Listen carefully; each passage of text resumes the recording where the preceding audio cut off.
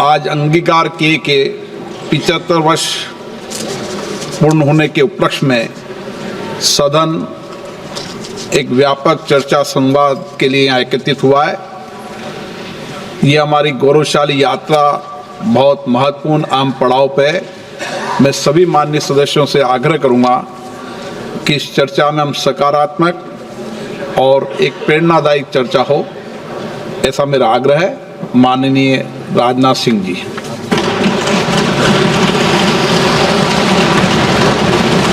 अध्यक्ष महोदय, सबसे पहले आज जो है संसद पर हुए हमले की हम सभी जानते हैं बरसी है। तो मैं इस लोकतंत्र के मंदिर की रक्षा करने वाले अपने सारे शहीद सुरक्षा कर्मियों के प्रति अपनी हार्दिक श्रद्धांजलि अर्पित करता हूँ, जिन्होंने की संसद की सुरक्षा में अपने प्राणों की आहुति दी है। अध्यक्ष महोदय, सबसे पहले मैं आपको धन्यवाद भी देना चाहता हूँ कि आपने मुझे इस सदन में भारतीय संविधान के 75 वर्ष की यात्रा पूरी होने पर आयोजित इस चर्चा में भाग लेने का अवसर दिया है। हम सब सौभाग्यशाली हैं कि हम भारतीय संविधान के अमृत महोत्सव के अध्यक्ष महोदय हम साक्षी बन रहे हैं। अध्यक्ष महोदय, 75 वर्ष पहले संविधान सभा ने न्यूली इंडिपेंडेंट इंडिया के लिए संविधान निर्माण का महान कार्य संपन्न किया था। लगभग 3 वर्षों के रिगरस डिबेट एंड डेलिब्रेशन के परिणाम स्वरूप हमें हमारा संविधान मिला है। अध्यक्ष महोदय, संविधान सभा ने जो संविधान तैयार किया था वह केवल एक कानूनी दस्तावेज नहीं था, बल्कि जन आकांक्षाओं का वह प्रतिबिंब था और उन्हें पूरा करने का वह माध्यम भी था। It was an expression of the general will of the people. कई सदियों के बाद एक बार फिर से अध्यक्ष महोदय, भारत की तकदीर भारत के लोगों के हाथों में थी। स्वराज का जो सपना भारत के स्वतंत्रता सेनानियों और आम भारतीयों ने देखा था वह पूरा हो चुका था। अध्यक्ष महोदय, हम भारत के लोगों ने 26 नवंबर 1949 के दिन संविधान को अपनाया था, अधिनियमित किया था और उसे राष्ट्र को समर्पित किया था। यह वह दिन था जब भारत के लोग प्रजा से नागरिक बने थे अध्यक्ष महोदय, और ऐसे नागरिक जिनके अपने मौलिक अधिकार थे और उनके पास एक भारतीय नागरिक होने का गौरव भी था। ऐसे नागरिक जो अपनी सरकार को चुन सकते थे और चुन ही नहीं सकते थे अध्यक्ष महोदय, सरकारों को बदल सकते थे। अब देश में राजा रानी का शासन नहीं था, राजतंत्र नहीं था और न तो ब्रिटिश तंत्र था, बल्कि जनता का शासन था और लोकतंत्र था। अध्यक्ष महोदय, मैं अपनी बात को आगे बढ़ाने से पहले संविधान को अंगीकार करने के 75 वर्ष पूरे होने के उपलक्ष्य में इस सदन और समस्त देशवासियों को हार्दिक बधाई देता हूँ। अध्यक्ष महोदय, साथ ही भारत की आज़ादी और भारत के संविधान के निर्माण से जुड़े सभी महानुभावों के प्रति कृतज्ञता भी व्यक्त करता हूँ और उन सभी को शीश झुकाकर नमन करता हूँ। अध्यक्ष महोदय, हमारा संविधान सार्वभौम है, हमारा संविधान सर्वसक्षम है। हमारे संविधान की सार्वभौमिकता और सर्वसक्षमता का अंदाजा इसी बात से लगाया जा सकता है कि जहाँ एक ओर हमारा संविधान स्टेट यानी राज्य की जिम्मेदारियों को विस्तृत रूप से सूचीबद्ध करता है, वहीं नागरिकों को उनके संवैधानिक और मौलिक अधिकार भी प्रदान करता है। अगर एक लाइन में मुझे कहना हो तो मैं कह सकता हूँ कि हमारा संविधान सामाजिक, आर्थिक, राजनैतिक और सांस्कृतिक जीवन के सभी पहलुओं को छूते हुए राष्ट्र निर्माण का यह मार्ग प्रशस्त करता है। अध्यक्ष महोदय, साथ ही लोगों के लिए मॉरल ट्रेजेक्ट्री यानी नैतिक मार्ग भी बनाता है। इसी प्रकार हमारा संविधान जहां एक ओर कोऑपरेटिव फेडरलिज्म सुनिश्चित करता है, वहीं राष्ट्र की एकता को सुनिश्चित करने पर भी बल देता है। हमारा संविधान लेजिस्लेचर, एग्जीक्यूटिव और जुडिशरी को नागरिकों के हितों के लिए मिलजुल कर काम करने की शक्ति भी प्रदान करता है। साथ ही चेक्स एंड बैलेंसेस का भी सिस्टम यह संविधान प्रदान करता है, जिसे सभी संस्थाएं अपने संवैधानिक दायरे में रहकर वह काम कर सकें। अध्यक्ष महोदय, भारत का संविधान सिर्फ एक शासन प्रणाली स्थापित करने का ही कार्य नहीं करता है, बल्कि भारत के गौरव को पुनर्स्थापित करने का यह एक रोड मैप है अध्यक्ष महोदय, और साथ ही यह भारत को विश्व पटल पर सही स्थान दिलाने का रोड मैप है। भारत को पुनः एक आदर्श राष्ट्र बनाने का भी यह अध्यक्ष महोदय रोड मैप है, और यह रोड मैप है विकास का, रोड मैप है समता का, रोड मैप है न्याय का, रोड मैप है स्वतंत्रता का, बंधुता का, राष्ट्र की एकता और अखंडता को अक्षुण्ण रखने का।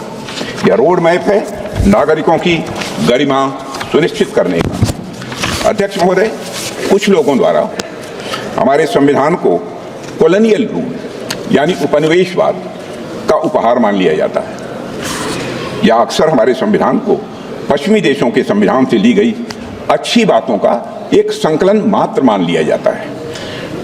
अध्यक्ष महोदय, पिछले कुछ वर्षों में देश में एक ऐसा माहौल बनाने का प्रयास किया गया है कि संविधान एक पार्टी की विशेष देन है। इन सभी बातों में डेप्थ एंड ब्रेथ मैं मानता हूं कि दोनों की कमी है।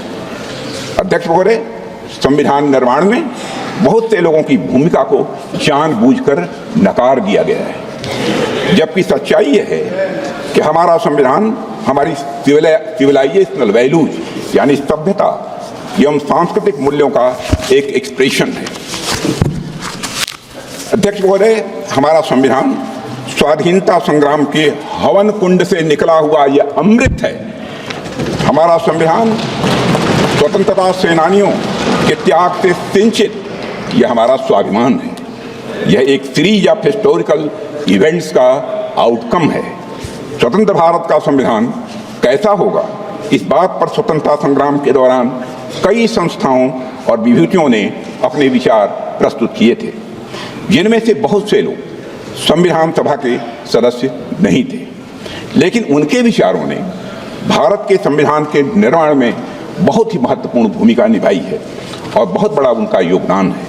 हमें याद रखना चाहिए कि पंडित मदन मोहन मालवीय, लाला लाजपत राय, सरदार भगत सिंह, वीर सावरकर और ऐसे कई महापुरुषों के विचारों ने हमारे संविधान की भावना को मजबूत और समृद्ध किया है। अध्यक्ष महोदय,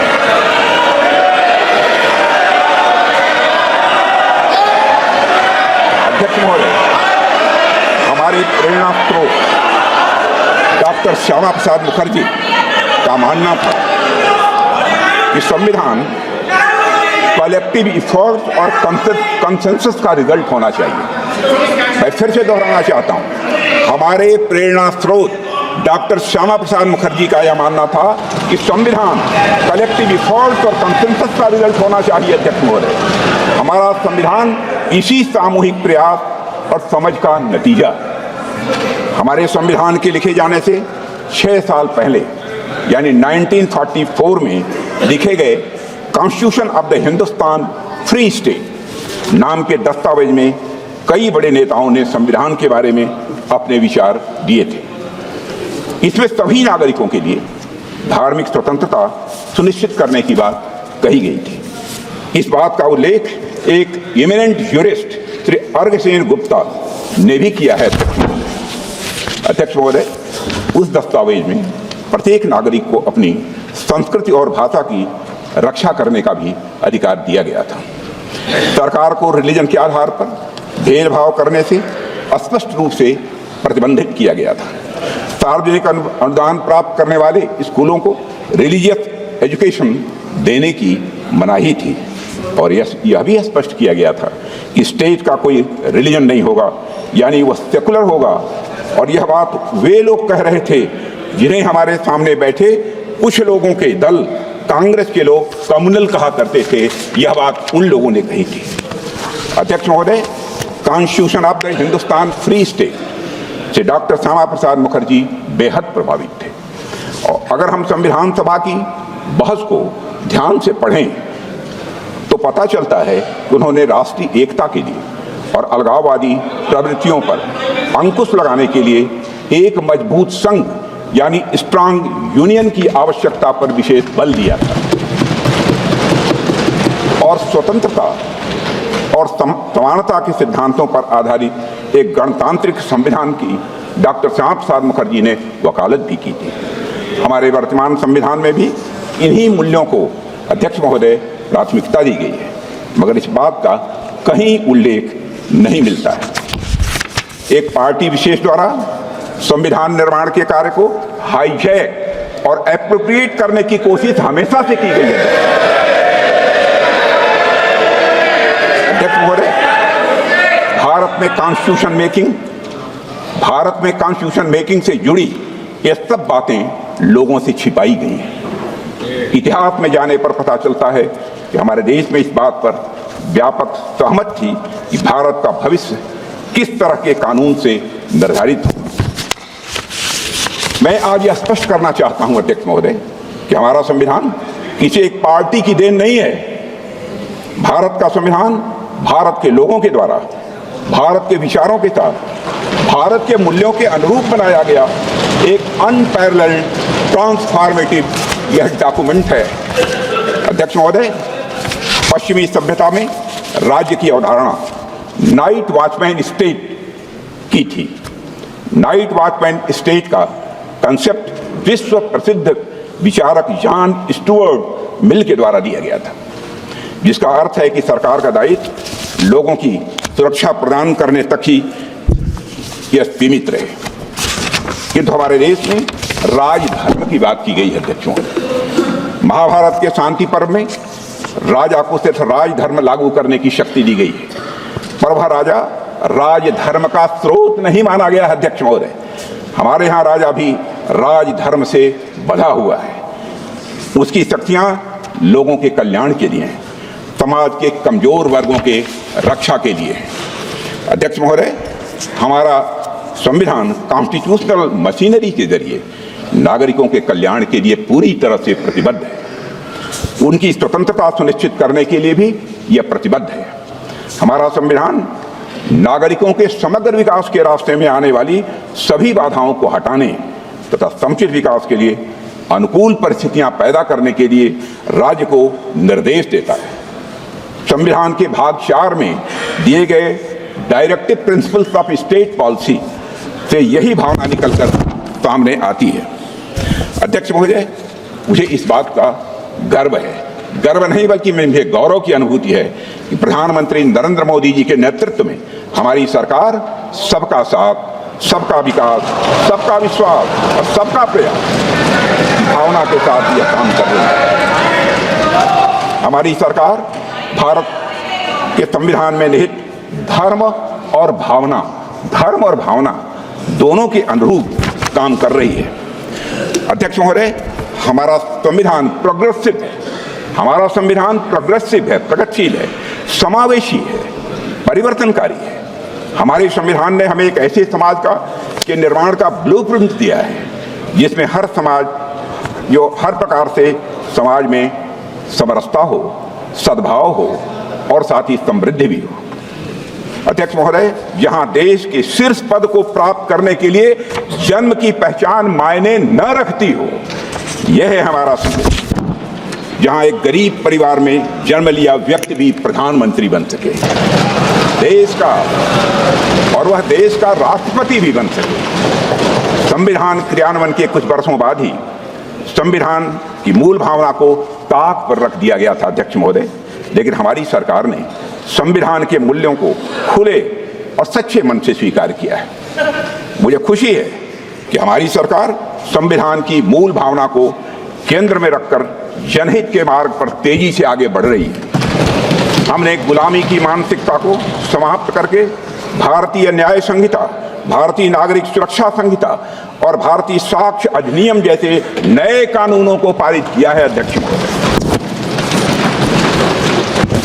महोदय, हमारी सरकार ने समाज के सभी वर्गों और विशेषकर कमजोर वर्गों के लोगों को समुचित विकास, उनके समुचित विकास को अपना यह लक्ष्य बनाया है। रिफॉर्म, परफॉर्म और अध्यक्ष महोदय ट्रांसफॉर्म के हमारे संकल्प ने आज भारत को दुनिया की सबसे बड़ी अर्थव्यवस्थाओं की कतार में लाकर खड़ा कर दिया अध्यक्ष महोदय। आज गरीब लोगों को प्रधानमंत्री आवास योजना की वजह से अपना पक्का मकान मिल रहा है। प्रधानमंत्री जन आरोग्य योजना के अंतर्गत गरीबों को मुफ्त इलाज मिल रहा है। प्रधानमंत्री गरीब कल्याण अन्न योजना के माध्यम से 80 करोड़ गरीबों को मुफ्त राशन की सुविधा दी जा रही है। हर घर में नल से जल पहुंच रहा है।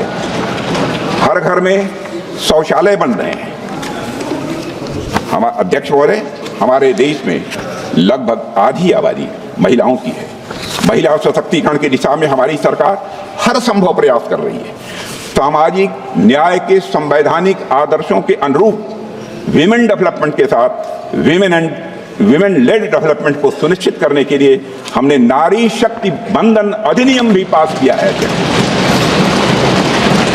और इससे राजनीतिक क्षेत्र की महिलाओं का प्रतिनिधित्व बढ़ेगा तथा उनका सशक्तिकरण भी यह सुनिश्चित होगा। इसी सोच के तहत अध्यक्ष महोदय, हमारी सरकार ने वर्ष 2018 में राष्ट्रीय पिछड़ा आयोग को संवैधानिक दर्जा दिया है। पहली बार आजाद भारत के इतिहास में आर्थिक रूप से कमजोर वर्गों की उन्नति के लिए साल 2019 में संविधान संशोधन किया गया। इसके लिए हमने आर्थिक आधार पर 10% आरक्षण का अवसर प्रदान किया है इकोनॉमिकली बैकवर्ड क्लास के लिए। अध्यक्ष महोदय, समग्र और समावेशी विकास के ये सभी काम हमारे संवैधानिक मूल्यों और आदर्शों के यह जीवंत रूप हैं। हमारी सरकार ने न सिर्फ संविधान के मूल्यों को केंद्र में रखकर काम किया है, बल्कि संविधान को लेटर एंड स्पिरिट में बखूबी हमारी सरकार ने लागू किया है। अध्यक्ष महोदय, इस देश में एक ऐसा राज्य भी था जहां देश का संविधान लागू नहीं होता था।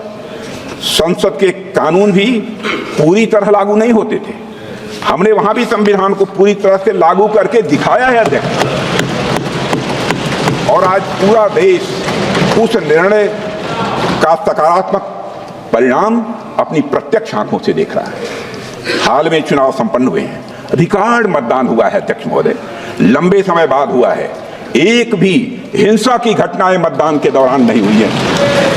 अध्यक्ष महोदय, मैं वहां की जनता का अपनी तरफ से हार्दिक अभिनंदन करता हूं। अध्यक्ष महोदय, हमारे संविधान ने हमें भारतीयता से पुनः परिचित कराया है। हमें अपनी संस्कृति, सभ्यता और संस्कृति के प्रति गौरव की भावना का यह संदेश दिया है। जैसे हमारे संविधान की मूल प्रति के भाग 3 में, जिसमें मौलिक अधिकारों का वर्णन है, उसमें भगवान श्री राम, मां सीता जी और प्रभु लक्ष्मण जी की तस्वीर भी अंकित है। अध्यक्ष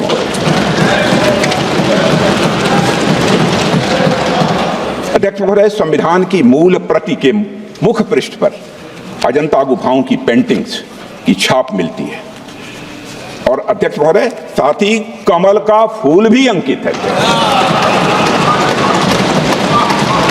वह कमल का फूल यह दर्शाता है कि सदियों की गुलामी के दलदल से बाहर आकर अब एक संप्रभु और लोकतांत्रिक गणराज्य का उदय हो चुका है।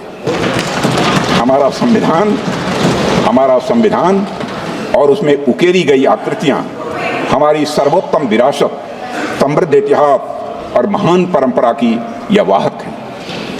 इसी परंपरा को हम विकास भी, विरासत भी की भावना के साथ तेजी से आगे बढ़ा रहे हैं। हम सभी जानते हैं भारत लोकतंत्र की जननी। हमारे लोकतंत्र की महानता के बारे में बाबा साहब अम्बेडकर ने संविधान सभा में भी कहा था, and I quote, there was a time when India was studded with republics and even where there were monarchies, they were either elected or limited. They were never absolute. It is not that Indians did not know parliaments or parliamentary procedure. A study of the Buddhist Bhikshu Sanghas discloses that not only there were parliaments for the Sanghas, but they knew and observed all the rules of parliamentary procedure known to modern times. अध्यक्ष महोदय, हम ऐसी ही महान परंपरा का हिस्सा हैं और यह हम सभी के लिए गौरव और यह स्वाभिमान की बात है। अध्यक्ष महोदय, हमारा संविधान अथक परिश्रम और विचार विमर्श का यह परिणाम है। इसके निर्माण में शामिल सभी महानुभाव महान देशभक्त थे। Doctor B R. Ambedkar, Shri Alladi Krishnaswami Ayyar, Shri K M. Munshi, तो श्री गोपाल स्वामी अयंगर, श्री पंडित जवाहरलाल नेहरू, सरदार वल्लभ भाई पटेल, डॉक्टर राजेंद्र प्रसाद। जो मैं बोल रहा हूं वो सच्चाई है। डॉक्टर राजेंद्र प्रसाद और डॉक्टर श्यामा प्रसाद मुखर्जी जैसे नेताओं ने हमारे संविधान के निर्माण में अपनी महत्वपूर्ण भूमिका निभाई है और अपना महत्वपूर्ण योगदान दिया है। HB. Kamat, PS. Deshmukh, R K. सिरवा, शिवबनलाल सक्सेना, ठाकुरदास भार्गव, के.टी. शाह और हृदयनाथ कुंजरू आदि जैसी महान विभूतियों ने अपने अनुभव और ज्ञान से हमारे संविधान को समृद्ध किया है। ड्राफ्टिंग कमेटी के सलाहकार बी.एन. राव और इसके मुख्य मसौदाकार एस.एन. मुखर्जी अपने असाधारण योगदान के लिए आज भी याद किए जाते हैं। अध्यक्ष महोदय, अमूमन जब भी संविधान की बात की जाती है तो हम फाउंडिंग फादर्स की बात तो करते हैं, लेकिन फाउंडिंग मदर्स की बात नहीं करते। लेकिन आज मैं भारतीय गणतंत्र की उन फाउंडिंग मदर्स को भी अपनी श्रद्धांजलि अर्पित करना चाहता हूं, जिनका संविधान निर्माण में बहुत ही महत्वपूर्ण योगदान रहा है और जितना कि हमारे फाउंडिंग फादर्स का रहा है। यहां मैं एक ऐसी पुस्तक का उल्लेख करना चाहता हूं अध्यक्ष महोदय, जो संविधान सभा की उन महिला सदस्यों की भूमिका का वर्णन करती है जिनके योगदान का इतिहास द्वारा उचित मूल्यांकन नहीं किया गया था। Founding mothers of the Indian republic पुस्तक का नाम है founding mothers of the Indian republic, gender politics of the framing of the constitution नामक यह किताब संविधान की महिला सदस्यों का जीवन चित्रण करते हुए संविधान के निर्माण में उनके योगदान पर विस्तृत प्रकाश डालती है। जब 24 जनवरी 1950 को भारतीय संविधान पर अध्यक्ष महोदय जनप्रतिनिधियों द्वारा हस्ताक्षर किए गए तो उस दस्तावेज पर हस्ताक्षर करने वालों में 11 महिलाएं भी शामिल थीं। उनके नामों का यहाँ पर मैं उल्लेख करना चाहूँगा और मैं मानता हूँ कि उल्लेख करना इस संसद के समक्ष आवश्यक भी है। जी. दुर्गाबाई, अम्मू स्वामीनाथन, अमृत कौर, दक्षिणायनी वेलायुधन, हंस मेहता, रेणुका रे, सुचिता कृपलानी, पूर्णिमा बनर्जी, बेगम कुदशिया, एजाज रसूल, कमला चौधरी और एनी मैस्करीन। अध्यक्ष महोदय, मैं समझता हूं कि सदन और देश के द्वारा अपनी संविधान सभा की इन महान महिलाओं को हर्ष ध्वनि के साथ उनकी सामूहिक सराहना की जानी चाहिए।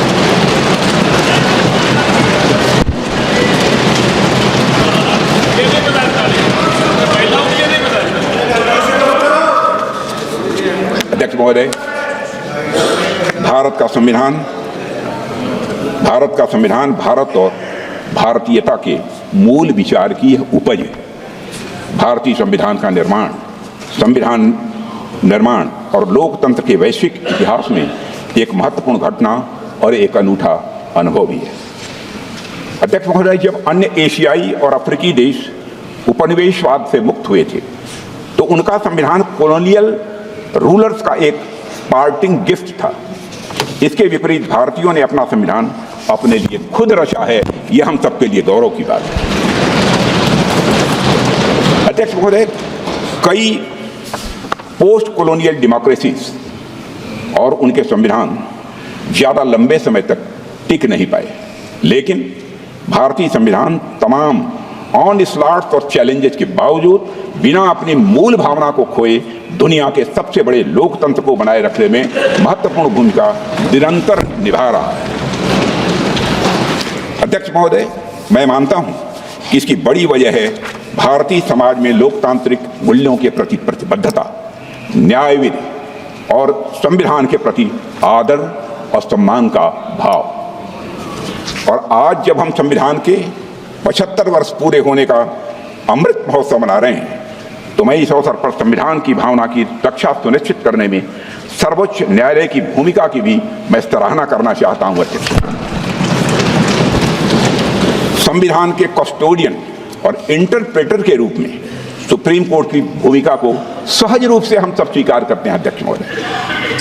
और अध्यक्ष महोदय, आज संविधान की रक्षा करने की बात की जा रही है। अध्यक्ष महोदय, आज संविधान की रक्षा करने की बात की जा रही है। यह हम सभी का कर्तव्य है। और अध्यक्ष महोदय, लेकिन हमें यह भी समझने की जरूरत है कि किसने संविधान का सम्मान किया है और किसने संविधान का अपमान किया है।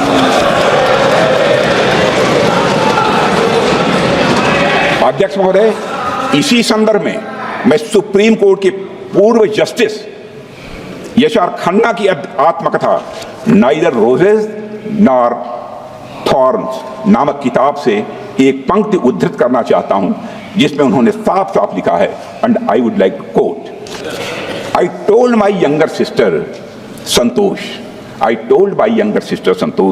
I have prepared a judgment which is going to cost me the Chief Justiceship of India, unquote. 1976 की में घटना घटी, मैं 1976 में घटी। इसी घटना और इन लाइनों का संदर्भ आप में से अधिकांश लोग जानते होंगे। जस्टिस यशआर खन्ना ने ADM Jabalpur versus Shivkant Shukla case में तब की कांग्रेस सरकार के खिलाफ डिसेंटिंग जजमेंट दिया था। अध्यक्ष महोदय, जस्टिस खन्ना यह स्वीकार करने के लिए तैयार नहीं थे कि किसी भी हालत में सरकार द्वारा किसी नागरिक से उसके जीने का हक और अदालत में न्याय मांगने का अधिकार यह छीन लिया गया। अपने डिसेंटिंग जजमेंट के लिए जस्टिस खन्ना को क्या कीमत चुकानी पड़ी है, यह बात भारतीय लोकतंत्र के सबसे काले अध्याय के पन्नों में अंकित है। अध्यक्ष महोदय, इसी तरह वर्ष 1973 में भी सभी संवैधानिक मूल्यों को ताक पर रखकर तब की कांग्रेस सरकार ने justice JM Shelat, KS Hegde और एएन ग्रोवर को सुपरसीड करके सीनियरिटी में चौथे नंबर के जज को भारत का मुख्य न्यायाधीश बना दिया। अध्यक्ष महोदय, इन तीनों जजों का सिर्फ एक अपराध था कि वे तीन लोग सरकार के सामने नहीं झुके। उन तीनों जजों ने एक तानाशाह सरकार की शक्तियों को संवैधानिक दायरे में बांधने की पूरी कोशिश। अध्यक्ष महोदय, यहां मैं एक महत्वपूर्ण बात जोड़ना चाहता हूं कि यह किसी व्यक्ति पर हमला नहीं था। यह सिर्फ किसी व्यक्ति विशेष के अधिकारों का हनन नहीं था, बल्कि यह संविधान पर हमला था। यह हमारे संविधान को सबवर्ट करने का एक महापाप था। अध्यक्ष महोदय, और मुझे हैरानी होती है कि आज इस कृत्य को अंजाम देने वाली पार्टी संविधान के संरक्षण की बात करती है। अध्यक्ष महोदय, मैं इस सदन में यह कहना चाहता हूं कि कांग्रेस के मित्रों ने अनेक मौकों पर संविधान और संवैधानिक भावनाओं का निरादर किया है।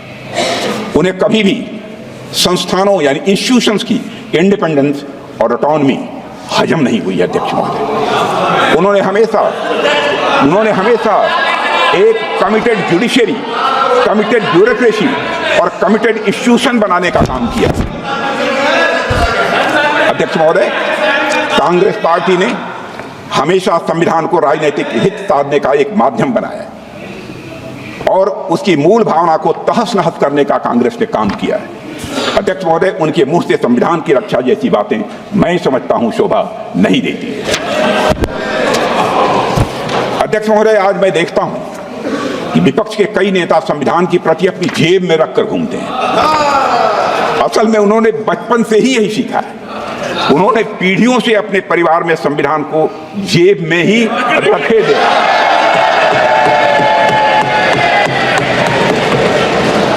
लेकिन अध्यक्ष महोदय, भारतीय जनता पार्टी संविधान को सिर माथे पर लगाती है।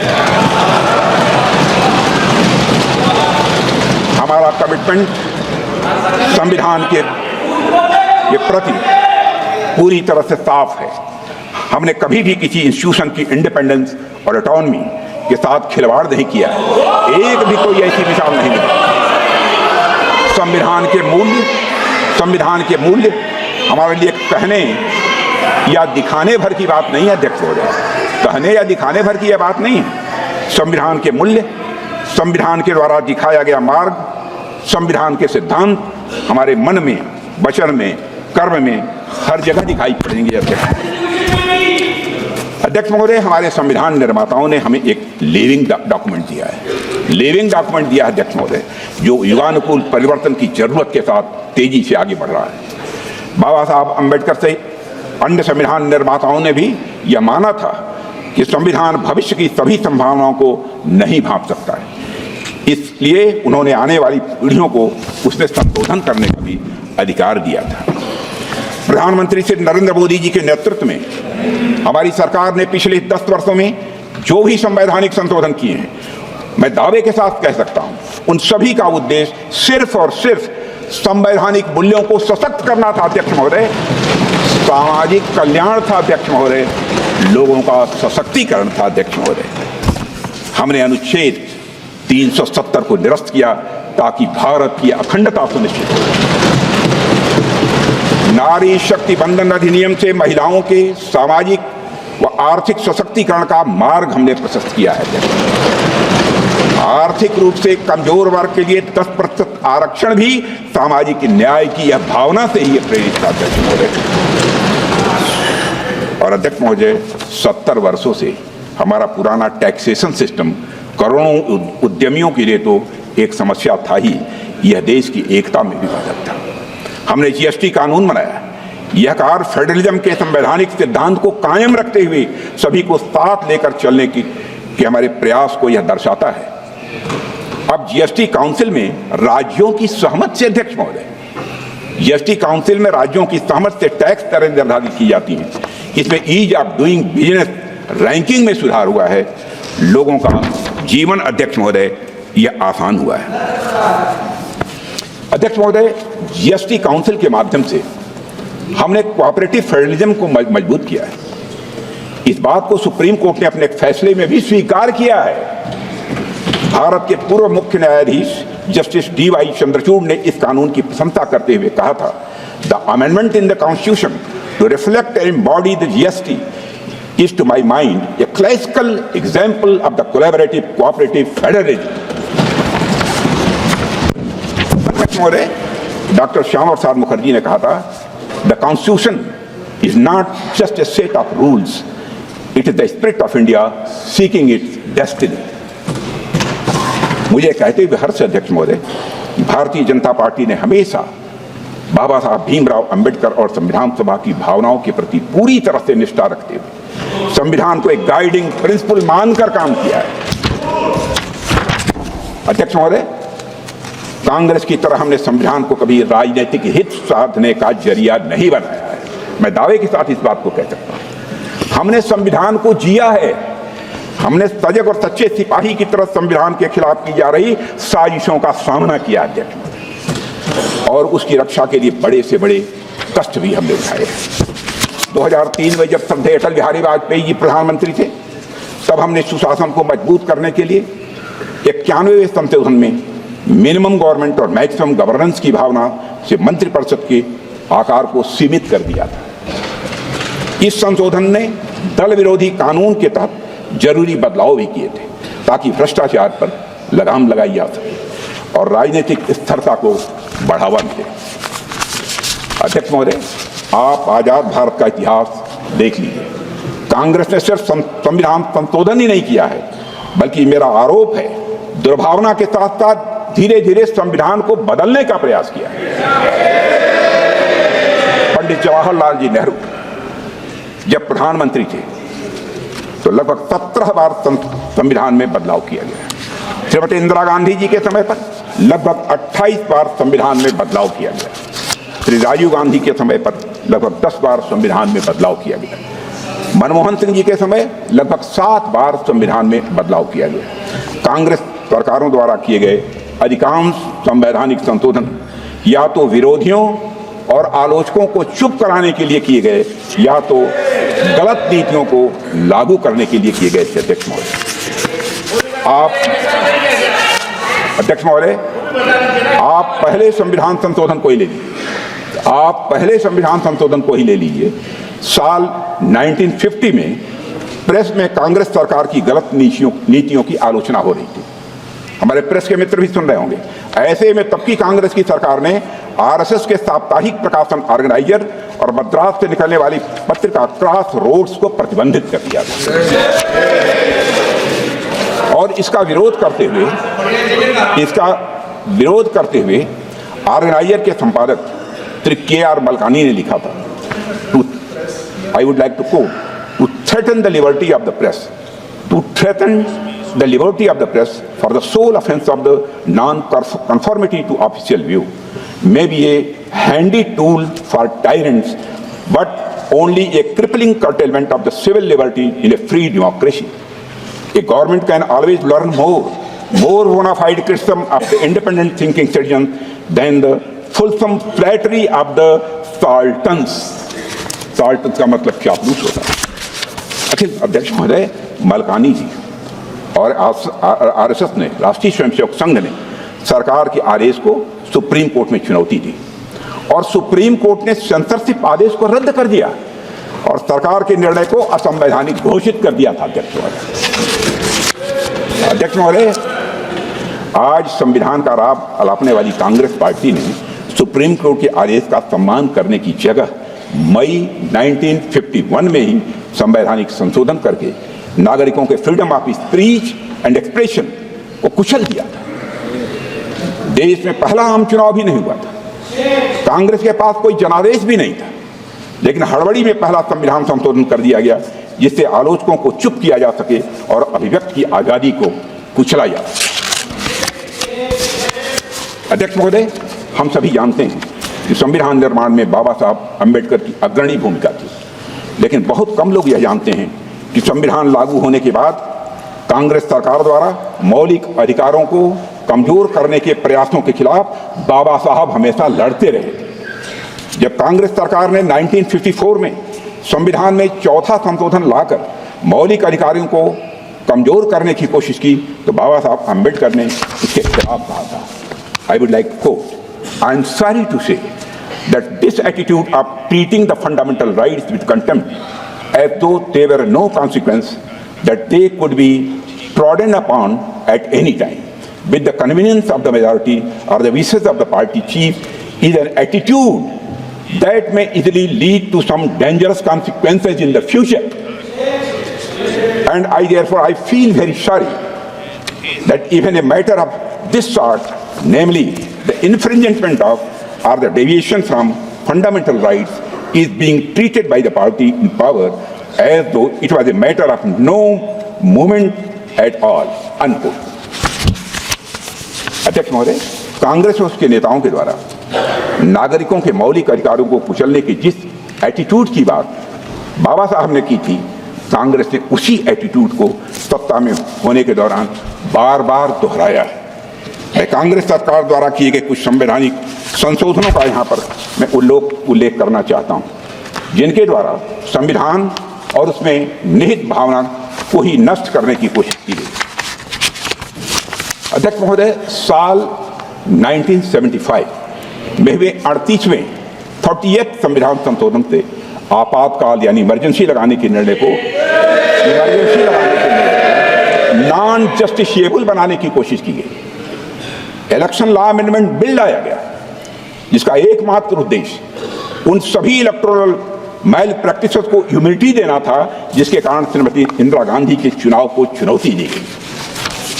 कल्पना कर सकते हैं अध्यक्ष महोदय, एक निंदनीय संशोधन जो अंततः लैप्स हो गया वह था 1976 में किया गया 41वां संविधान संशोधन विधेयक। इस संशोधन का उद्देश्य, मैं सदन का ध्यान आकर्षित करना चाहता हूं अध्यक्ष महोदय, इस संशोधन का उद्देश्य प्रधानमंत्री, राज्यपाल और राष्ट्रपति को पद ग्रहण करने से पहले उनके कार्यकाल के दौरान किए गए सभी कार्यों के लिए आपराधिक जो है मुकदमों से इम्यूनिटी प्रदान करना था, चाहे जो भी अपराध किए सब क्षम्य थे। अध्यक्ष महोदय, इसका मतलब यह था सबसे जघन्य अपराध करने वाला व्यक्ति भी अगर एक दिन के लिए भी संवैधानिक पद पर बैठ जाए तो उसके सभी अपराध माफ। कैसे देश माफ कर सकता है? अध्यक्ष महोदय, संवैधानिक शक्तियों का दुरुपयोग यही नहीं रुका। 28 अगस्त 1976 को 42वां संविधान संशोधन पेश किया गया था, जिसमें प्रोविजंस थे कि किसी भी कानून की संवैधानिकता केवल 7 न्यायाधीशों द्वारा ही तय की जा सकती है और किसी भी कानून को केवल 2/3 बहुमत से ही रद्द किया जा सकता है। अध्यक्ष महोदय, क्षमा कीजिए, क्या यह सब एक तानाशाह द्वारा अपने निजी स्वार्थ के लिए संविधान को विकृत करने का यह भरसक प्रयास नहीं था? अध्यक्ष महोदय, बेसिक स्ट्रक्चर के सिद्धांत को नकारने के लिए 42वें संविधान संशोधन के द्वारा यह प्राविधान किया गया था कि आर्टिकल 368 के तहत किया गया प्रत्येक संवैधानिक संशोधन यह वैध होता। जैसा कि आप जानते हैं कि आर्टिकल 368 के माध्यम से संविधान में संशोधन की व्यवस्था की गई है और संविधान में लोकसभा का कार्यकाल भी बढ़ाकर 6 साल कर दिया गया। अध्यक्ष महोदय, क्या यह पूरे संविधान को एक तानाशाह के उद्देश्यों की पूर्ति का एक माध्यम मात्र बनाने का यह षड्यंत्र नहीं था? क्या यह सब जनता को फिर से प्रजा बनाने की यह साजिश नहीं थी? अध्यक्ष महोदय, आज उसी पार्टी के लोग संविधान का इस्तेमाल दुष्प्रचार के लिए कर रहे हैं। आज उसी पार्टी के लोग जात के आधार पर जनगणना कराना चाहते, कराएं, हमें कोई आपत्ति नहीं, लेकिन मैं जानना चाहता हूं कि देश की जनता की आंखों में धूल झोंक कर राजनीति नहीं की जानी चाहिए। राजनीति करनी है तो जनता की आंखों में आंख डालकर राजनीति, आपको एक ब्लूप्रिंट लेकर आना चाहिए, एक मसौदा लेकर आना चाहिए, ऐसा मसौदा जिसमें कि यह पूरी तरह से स्पष्ट हो, जो जातिगत जनगणना कराएंगे किस जाति को आरक्षण का कितना प्रतिशत देंगे, इसका भी खुलासा होना चाहिए। और मैं चाहूंगा कि ऐसा मसौदा तैयार होता है, अध्यक्ष महोदय, यदि यह संसद सहमत हो, यदि आपकी अनुमति हो, तो उस पर संसद में चर्चा भी हो सकती है।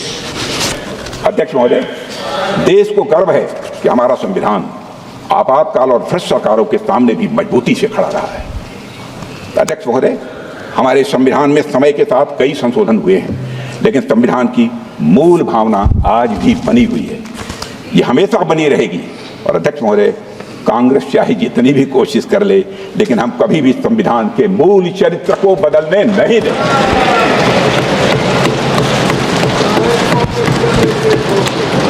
आप इतिहास देखें, हमने आपातकाल के काले दिनों में भी संविधान के मूल चरित्र को चोट पहुंचाने के हर प्रयास का मजबूती के साथ विरोध किया था। लाखों की संख्या में संविधान के सिपाहियों ने जेल की यातना झेली है। मैं स्वयं इन यातनाओं का मुक्त होगी हूँ। 18 महीने मैं भी जेल रहा हूँ। 2 महीने तक हमने तन्हाई काटी है, सॉलिटरी सेल काटी है। अध्यक्ष महोदय, जेल में रहते हुए मेरी मां की मृत्यु हो जाने पर मुखाग्नि देने के लिए हमको पैरोल तक नहीं दिया गया। अध्यक्ष महोदय, कांग्रेस ने कभी संविधान, न संवैधानिक मूल्यों और न संवैधानिक संस्थाओं का सम्मान किया है। कांग्रेस के नेताओं ने हमेशा पर्सनल इंटरेस्ट को कॉन्स्टिट्यूशनल वैल्यूज और इंस्टीट्यूशनल डिग्निटी के ऊपर रखा। एक डॉक्यूमेंट फैक्ट है कि 1973 में 3 सीनियर मोस्ट जजेस को सुपरसीड करने के फैसले से तत्कालीन राष्ट्रपति श्री बीबी गिरी जी सहमत नहीं, पर तत्कालीन प्रधानमंत्री ने अपनी जिद, हट और राजनीतिक दंभ के कारण राष्ट्रपति के पद का सम्मान नहीं किया। अध्यक्ष महोदय, आज संविधान के तथाकथित हितैषी ये भूल जाते हैं कि श्रीमती इंदिरा गांधी ने 50 बार आर्टिकल 356 का दुरुपयोग करके चुनी हुई सरकारों को गिराने का काम किया। अध्यक्ष महोदय, 100 बात की एक बात, जब भी कांग्रेस नेताओं को सत्ता और संविधान में से एक को चुनना था तो उन्होंने सबसे पहले सत्ता को चुना है, संविधान को। मैं यहां पर अध्यक्ष महोदय उत्तर प्रदेश से जुड़ी हुई कुछ घटनाओं की मैं जरूर यहां पर चर्चा करना चाहूंगा, क्योंकि मेरे कार्यकाल की हैं जब मैं वहां अध्यक्ष था। 6 दिसंबर 1992 को मैं श्री कल्याण सिंह जी के मंत्रिमंडल में शिक्षा मंत्री था। दोपहर 11:30 बजे अयोध्या में एक विवादित ढांचा के गुंबद में आंशिक क्षति पहुंचने की जानकारी मिली, और जब 3-4 घंटे के बाद इस बात की पुष्टि हुई कि वहां ढांचे में भारी तोड़फोड़ हो चुकी है, तो शाम 5 बजे श्री कल्याण सिंह जी की सरकार ने राज्यपाल को इस्तीफा सौंप दिया। अध्यक्ष महोदय, आपका विशेष रूप से ध्यान आकर्षित करना चाहता हूं, इस्तीफा दे दिया कल्याण सिंह ने, परंतु सभापति महोदय, आश्चर्य की बात है कि पूर्ण बहुमत की सरकार का इस्तीफा स्वीकार नहीं किया गया और कुछ घंटे के बाद बर्खास्तगी का आदेश कर दिया गया। यह संवैधानिक व्यवस्था के दुरुपयोग का पहला उदाहरण मैंने अपने राजनीतिक जीवन में देखा है। सभापति महोदय, मैं तो सिर्फ अपने द्वारा अनुभव किए गए कुछ प्रयोग बताना चाहता हूं। 22 अक्टूबर 1997 को मैं भारतीय जनता पार्टी उत्तर प्रदेश का अध्यक्ष था। श्री कल्याण सिंह जी हमारी गठबंधन सरकार के मुख्यमंत्री थे।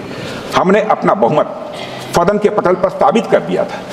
विधानसभा अध्यक्ष स्वर्गीय श्री केसरीनाथ त्रिपाठी जी ने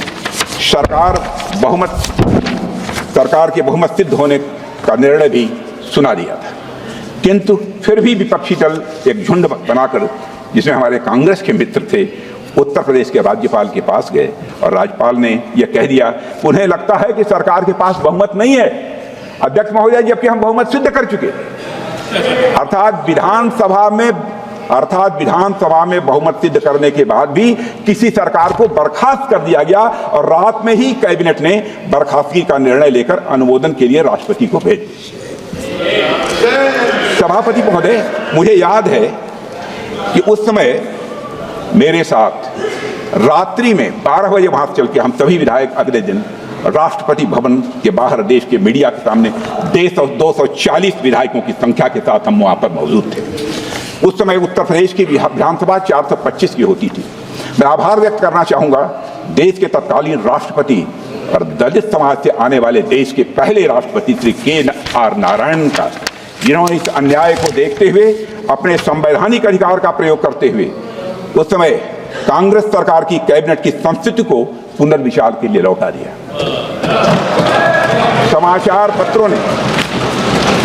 पत्रों ने उस समय जो शीर्षक दिया था, राष्ट्रपति महोदय के फैसले के बाद जो शीर्षक दिया था समाचार पत्रों ने अपनी खबरों का, president steps in to save democracy, president steps in to save democracy.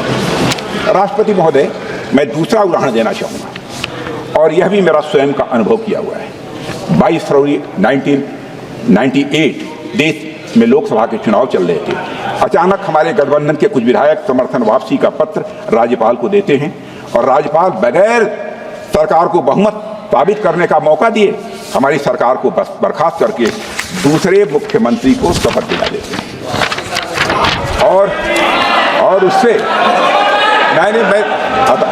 और उससे अब क्या करें, क्या वो एक डिसिप्लिन सोल्जर और उसमें कांग्रेस में थे और उससे निरंतर उनको बाद में एहसास हुआ होगा कि हमसे हमारी पार्टी ने गलत काम करा दिया, इसीलिए उन्होंने पार्टी छोड़कर भारतीय जनता पार्टी की तरफ से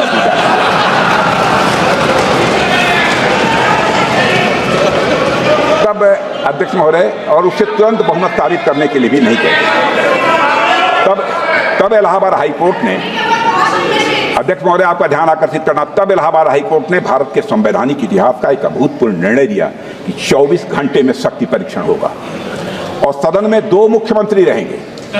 आपने ऐसा कभी सुना नहीं होगा और जो बहुमत पाएगा वही मुख्यमंत्री माना जाएगा।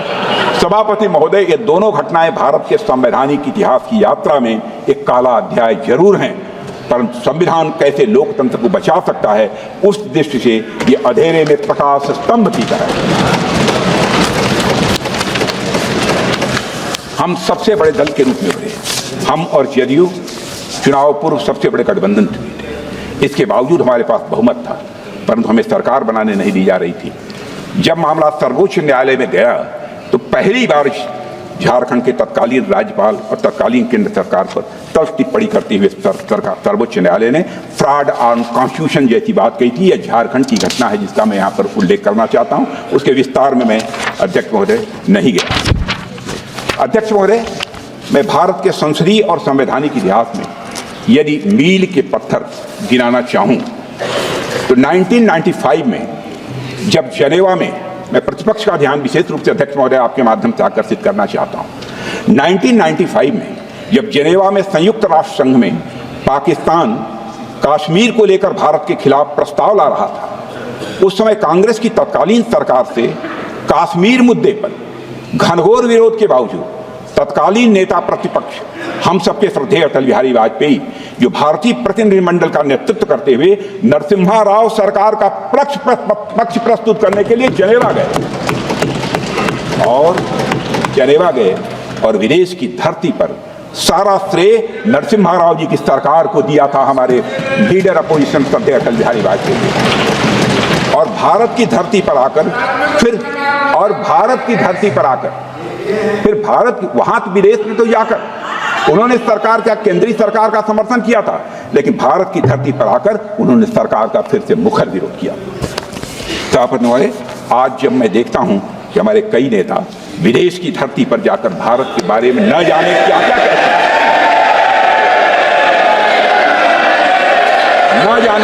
हैं, तो हमें यह घटना एक कहानी जैसी लगती है देखने में, परंतु परिपक्व विपक्ष की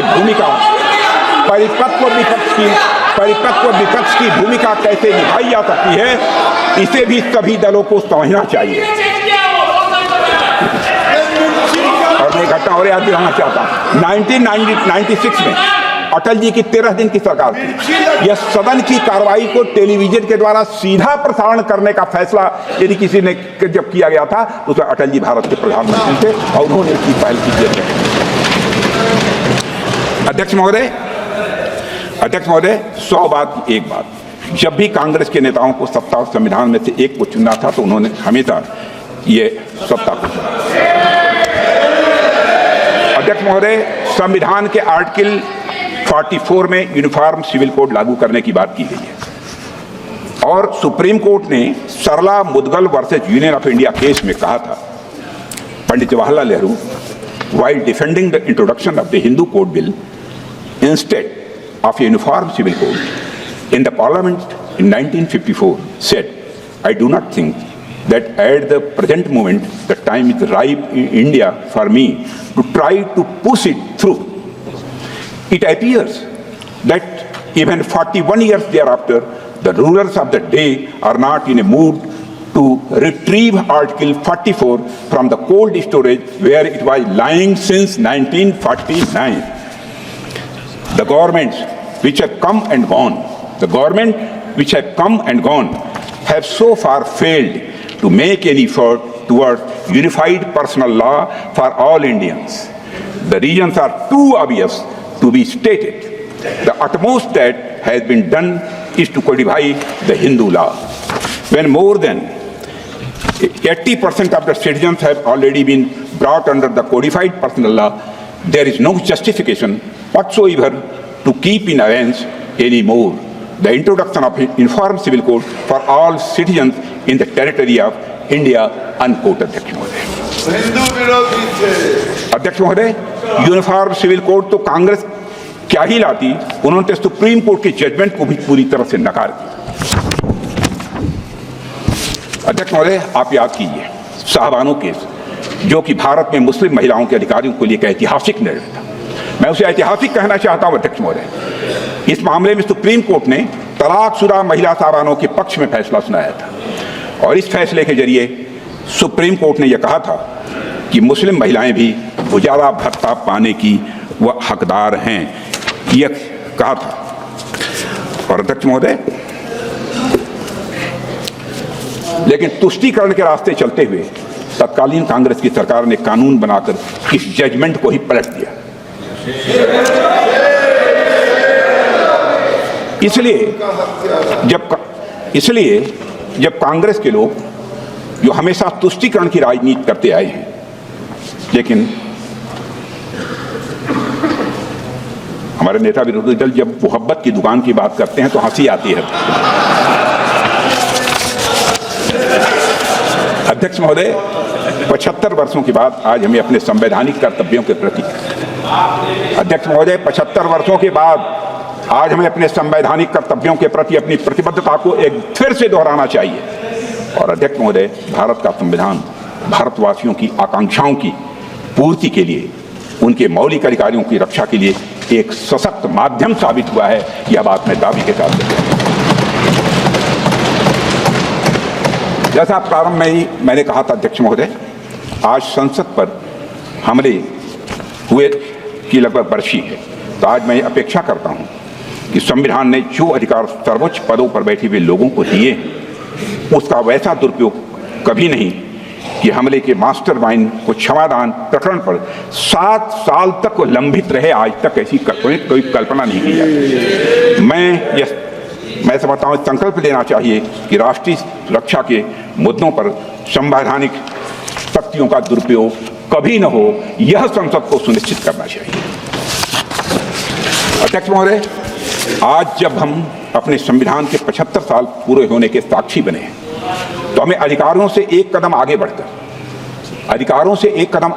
अध्यक्ष महोदय अपने कर्तव्यों की तरफ भी ध्यान देना चाहिए। अध्यक्ष महोदय, भारतीय संस्कृति में धर्म का एक महत्वपूर्ण स्थान है, इसको कोई नकार नहीं सकता। धर्म के अनेकों अर्थ हैं अध्यक्ष महोदय। मंदिर में जाकर पूजा करना, मस्जिद में जाकर इबादत करना, गिरजाघर में सजदा करना, यही धर्म नहीं है। धर्म के अनेकों अर्थ हैं, पर इनमें जो सबसे महत्वपूर्ण है कर्तव्य, सबसे महत्वपूर्ण है वह कर्तव्य है। हमारे धर्म ग्रंथों में धर्म का अर्थ मूलतः कर्तव्य ही है। धर्म शब्द ये ऋग्वेद में 56 बार आता है, 56 टाइम, और लगभग सभी स्थान पर इसका उपयोग कर्तव्य के अर्थ और संदर्भ में ही किया गया है अध्यक्ष महोदय। और अध्यक्ष महोदय, भारत की संस्कृति में उसके धर्म, मूल्य, इतिहास सभी में कर्तव्यों के निर्वहन की बातें की गई।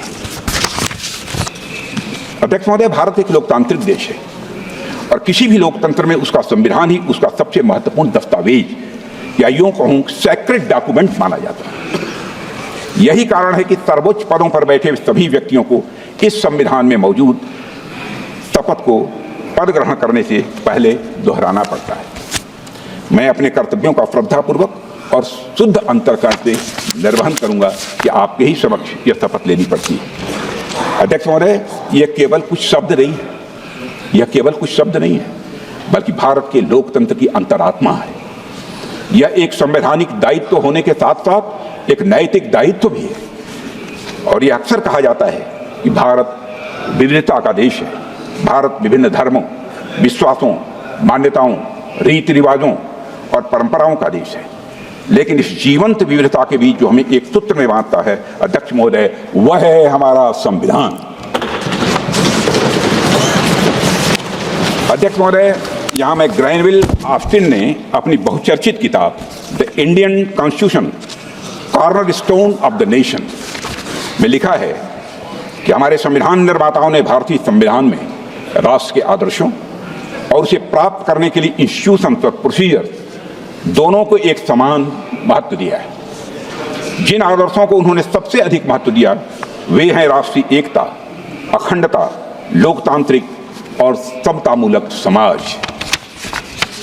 अध्यक्ष महोदय, हमारे संविधान निर्माताओं ने इन्हें प्राप्त करने के लिए सामाजिक और आर्थिक परिवर्तन का रास्ता अपनाया, पर उनके जेहन में एक बात पूरी तरह से साफ थी कि यह सामाजिक और आर्थिक परिवर्तन केवल संवैधानिक और लोकतांत्रिक संस्थानों का उपयोग करते हुए लोकतांत्रिक भावना के साथ लाया जाए, यह उनकी मंशा थी। ग्रैनविल ऑस्टिन ने अपनी किताब में एक महत्वपूर्ण बात लिखी है जिसका मैं उल्लेख करना चाहूँगा।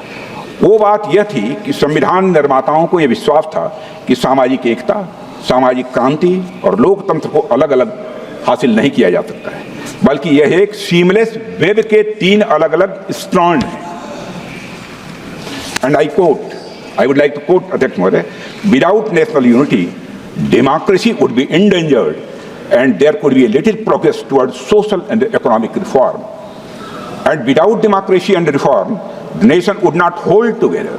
And with these 3 strands, the framers had spun a seamless wave. Unquote.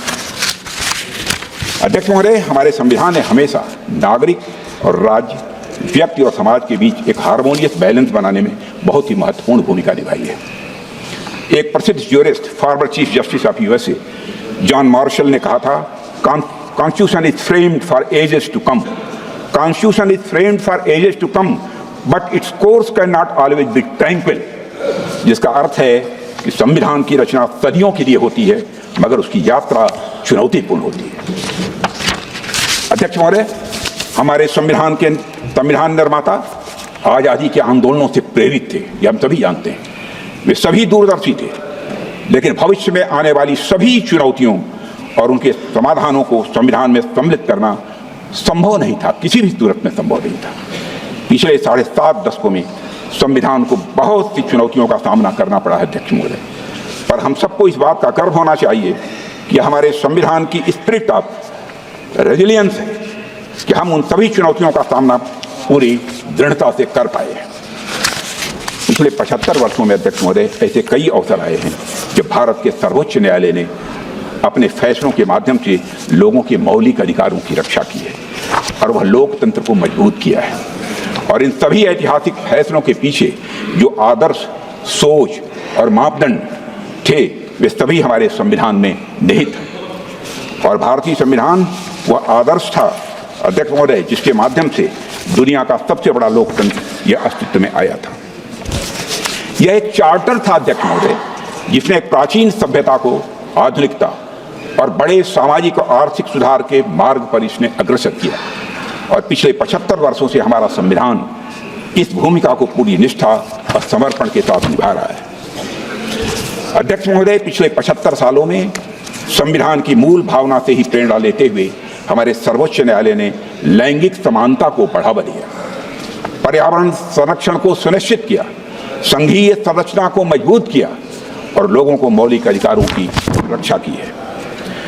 अध्यक्ष महोदय, इस संदर्भ में मेरा मानना है कि इन सभी निर्णयों के पीछे जो गाइडिंग प्रिंसिपल्स थे वो हमारे संवैधानिक निर्माताओं के आदर्श और दृष्टिकोण थे जो भारत के संविधान में ही निहित है। भारत का संविधान 7 दशकों से अधिक समय से न सिर्फ शानदार तरीके से भारत का संविधान काम कर रहा है, बल्कि तमाम झंझावातों को झेलने के बाद भी साल दर साल ये हमारा संविधान मजबूत होता जा रहा है अध्यक्ष महोदय। और मेरा मानना है इसकी बड़ी वजह थी इसके सबसे बड़ी वजह थी इसमें निहित कॉन्स्टिट्यूशनल मॉरलिटी। अध्यक्ष महोदय, डॉक्टर अंबेडकर ने संविधान सभा की 4 नवंबर 1949 को अपने भाषण में इसी कॉन्स्टिट्यूशनल मॉरलिटी पर विचार रखते हुए प्रसिद्ध विचारक जॉर्ज ग्रोट को कोट करते हुए कहा था कि constitutional morality was the inseparable condition of the government at once free and peaceful. अध्यक्ष महोदय, हमारे भारतीय संविधान को इस कॉन्स्टिट्यूशनल मॉरलिटी से रेखांकित करने के लिए हमें बाबा साहब भीमराव अंबेडकर और संविधान सभा के प्रत्येक सदस्य के प्रति आभारी होना चाहिए। 26 नवंबर 1949 से ठीक एक दिन पहले डॉक्टर अंबेडकर ने संविधान सभा में एक भाषण दिया था जिसे the grammar of anarchy speech के नाम से जाना जाता है। ग्रामर ऑफ एनार्की स्पीच के नाम से जाना जाता है। डॉक्टर अंबेडकर ने उसमें कहा था, मुझे लगता है, अध्यक्ष महोदय, डॉक्टर अंबेडकर ने कहा था, मुझे लगता है कि कोई संविधान कितना भी अच्छा हो वह बुरा बन सकता है अगर जिन लोगों पर उसे चलाने की जिम्मेदारी है वो अच्छे न हों।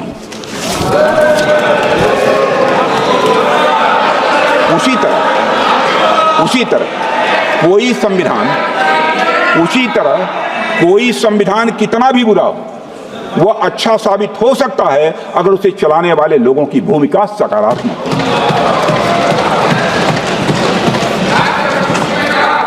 ये राजनीति का चरित्र है। राजनीति का चरित्र है, जैसे व्यक्तियों के हाथों में जाती है वैसी बन जाती है।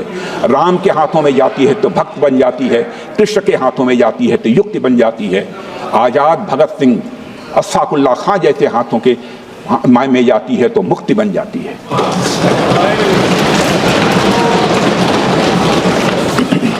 अंत में बाबा साहब अम्बेडकर द्वारा कही गई अध्यक्ष महोदय एक बहुत ही महत्वपूर्ण बात मैं आप सभी के बीच रखना चाहता हूं। उन्होंने कहा था कि by independence we have lost the excuse of blaming the British for anything going wrong. Again, I would like to repeat it. By independence we have lost the excuse of blaming the British for anything going wrong. If hereafter things go wrong, we will have nobody to blame except ourselves. अध्यक्ष महोदय, इस बात को हमें हमेशा याद रखना चाहिए। अध्यक्ष महोदय, इस बात को हमेशा याद रखना चाहिए, हमारा संविधान सबसे उत्कृष्ट दिमागों की एक कड़ी मेहनत और दृष्टि का परिणाम है। हमारा संविधान हर मामले में एक महान दस्तावेज है अध्यक्ष महोदय। ये हमारे फाउंडिंग फादर्स और फाउंडिंग मदर्स का हम सभी के लिए सबसे बड़ा उपहार है अध्यक्ष महोदय। अब ये हमारा कर्तव्य है कि ये सुनिश्चित करें कि हम संविधान की पवित्रता को किसी भी सूरत में भंग न होने दें और यह संवैधानिक यात्रा अनवरत जारी रहे, इसके लिए पूरी शक्ति से काम करें। अध्यक्ष महोदय, मैं विश्वास के साथ कह सकता हूं, गौरव की अनुभूति करते हुए कर सकता हूं कि हमारे प्रधानमंत्री मोदी जी के नेतृत्व की सरकार चाहे जो भी कीमत चुकानी पड़े, संविधान की पवित्रता को किसी भी सूरत में अध्यक्ष महोदय भंग नहीं होने, और यह कर्तव्य हमारे किसी भी अन्य दायित्व से बड़ा होना चाहिए। यह कर्तव्य किसी भी अन्य दायित्व से बड़ा होना चाहिए अध्यक्ष महोदय। इन्हीं शब्दों के साथ अपनी वाणी को विराम देता हूं। आप सभी को बहुत बहुत धन्यवाद। जय भारत, जय हिंद, जय संविधान।